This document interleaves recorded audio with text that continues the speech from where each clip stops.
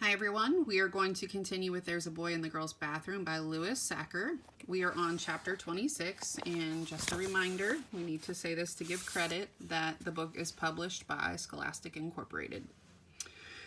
"We'll get you at lunch, Chalkers," Robbie whispered as Bradley returned to class. "You're late," said Mrs. Ebel.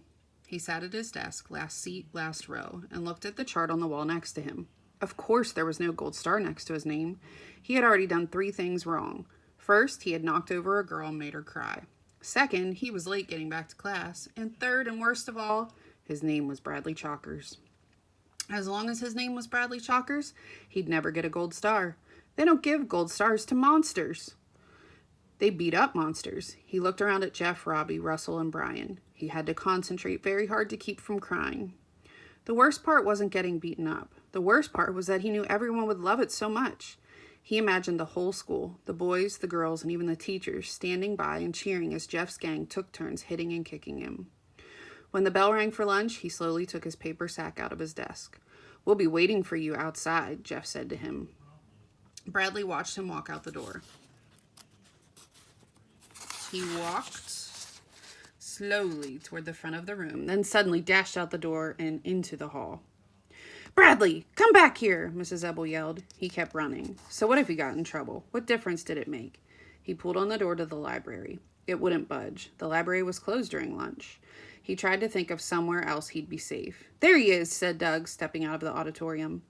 Bradley turned and ran back the way he had come. He rounded a corner, then stopped and made a quick and desperate decision. He opened the door to the girls' bathroom, closed his eyes, and stepped inside. He opened his eyes. Luckily, the room was empty. He held his breath and listened. Nothing could be worse than being beaten up inside a girl's bathroom. "They'd probably stick my head in a girl's toilet," he thought. He waited. He didn't hear anything. He looked around. The floor and the bottom half of the walls were covered with green tile. There were 2 white sinks and a paper towel dispenser. There were 3 toilets and 3 separate stalls. Each stall had a door. It looked very much like the boys' bathroom. Girl toilets appeared to be the same as boy toilets. He was disappointed.